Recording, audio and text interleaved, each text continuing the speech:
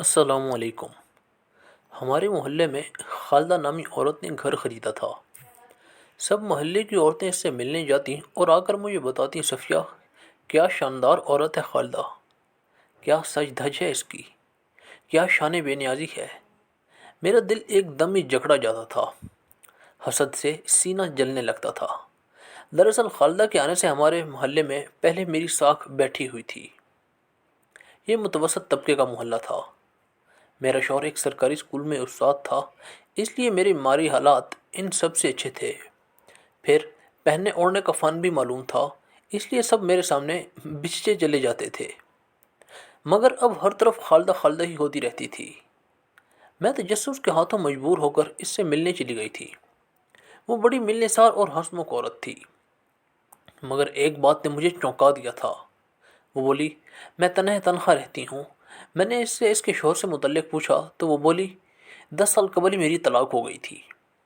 میں نے پوچھا، تو آپ کا خرچہ کیسے چلتا ہے؟ خالدہ بولی، میں خود کماتی ہوں۔ میں نے سر ہلا دیا اور گھر آ گئی، مگر یہ بات مجھے ہضم نہ ہوئی تھی۔ ایک تنہا عورت کتنا کما لیتی ہوگی بھلا؟ اس کے مہنگے مہنگے کپڑے، جوتے اور گھر کی سجاوٹ نے مجھے شش و پنج میں مبتلا کر دیا تھا۔ میں نے سوچ لیا تھا کہ جب اگلی بار خالدہ کے گھر جاؤں گی تو اس کے کام کی نوعیت پوچھوں گی۔ 2 دن بعد ہی خالدہ کے گھر کے سامنے کھڑی تھی میں، مگر تب تک وہ ایک بہت بڑی گاڑی میں بیٹھ کر آگے بڑھ چکی تھی۔ میں حیران تھی کہ آخر خالدہ کون سی جاب کرتی ہے جو اسے اس قدر بڑی گاڑی لینے آئی تھی۔ میں نے سوچ لیا تھا کہ اس بات کا سراغ تو لگا کر ہی رہوں گی۔ میں گھر آئی تو میری پڑوسن بھی میرے پیچھے ہی میرے گھر میں داخل ہو چکی تھی۔ وہ بولی، صفیہ خالدہ تو بڑے اثر رسوخ والی عورت ہے، ہر روز اسے بڑی بڑی گاڑیاں لینے آتی ہیں۔ میں نے سوچ لیا کہ اس سے کہوں گی کہ وہ میری بچی کی کہیں نوکری لگوا دے۔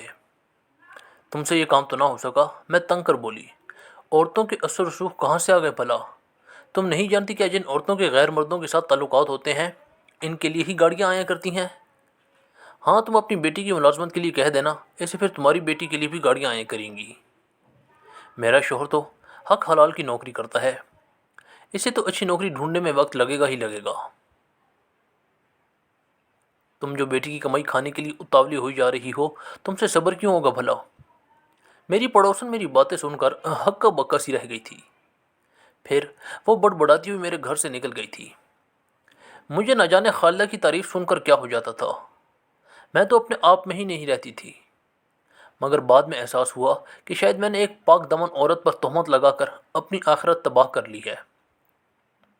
مگر پھر آہستہ آہستہ محلے کے باقی گھروں سے بھی ویسی باتیں سامنے آنے لگی تھی جو میں نے اس کے متعلق کی تھیں۔ میں بھی گھر گھر جا کر ان باتوں کو بڑھاوا دیتی۔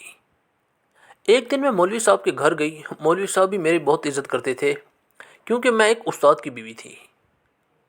میں بولی، مولوی صاحب ہمارے محلے میں ایک فتنہ سر اٹھا رہا ہے، آپ نے اس پر نظر کرم کیوں نہیں کیا اب تک؟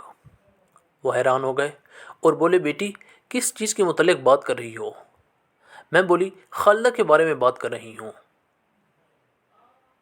وہ طلاق یافتہ ہے، مگر ہر روز بڑی گاڑیاں اسے لینے کے لیے آ جاتی ہیں۔ اس کی دیکھا دیکھی محلے کی باقی لڑکیاں بھی اس جیسا بننا چاہتی ہیں۔